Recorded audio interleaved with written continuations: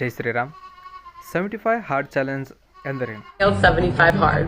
I failed the 75 hard challenge. I failed. I messed up the set. I failed. ಈ 75 hard ಚಾಲೆಂಜ್ನಲ್ಲಿ 99% ಜನರು ಸೋತಿದ್ದಾರೆ.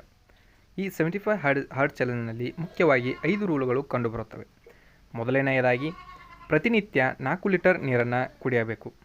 ಆಮೇಲೆ ಎರಡನೆಯ rule ಏನಪ್ಪ ಅಂದ್ರೆ ಪ್ರತಿನಿತ್ಯ ಒಂದು ಸೆಲ್ಫಿಯನ್ನು ತೆಗೆದುಕೊಳ್ಳಬೇಕು.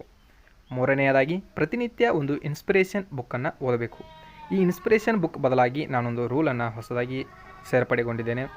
ನಮ್ಮ ಗುರಿಯಾದಂತಹ UPSC ಅನ್ನು ನಾನು ಏನಪ್ಪ ಅಂದರೆ ಈ 75 ಹಾರ್ಡ್ ಚಾಲೆಂಜ್ನಲ್ಲಿ ಓದಲು ಇಷ್ಟಪಡುತ್ತೇನೆ.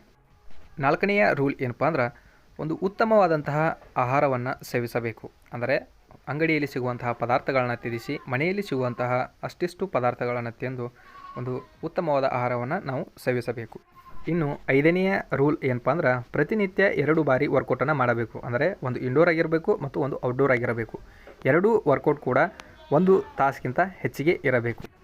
ಇವೆಲ್ಲವೂ 75 ಹಾರ್ಡ್ ಚಾಲೆಂಜ್ನ ಮುಖ್ಯ ರೂಲ್ಗಳಾಗಿವೆ. ಈ 75 ಹಾರ್ಡ್ ಚಾಲೆಂಜ್ ಏನಪ್ಪ ಅಂದ್ರೆ ನಾಳೆಯಿಂದ ನನ್ನ ಯೂಟ್ಯೂಬ್ ಚಾನಲ್ನಲ್ಲಿ ಪ್ರಸಾರವಾಗುತ್ತದೆ. ಆದ ಕಾರಣ ನೀವು ಎಲ್ಲರಿಗೂ ಹೇಗೆ ಸಪೋರ್ಟ್ ಮಾಡುತ್ತೀರೋ ಹಾಗೆ ನನ್ನನ್ನು ಕೂಡ ಸಪೋರ್ಟ್ ಮಾಡಿ ಈ ಕನ್ನಡದ ಯುವಕನನ್ನು ಬೆಳೆಸಿ ಹಾರೈಸಿ. ಜೈ ಶ್ರೀರಾಮ್.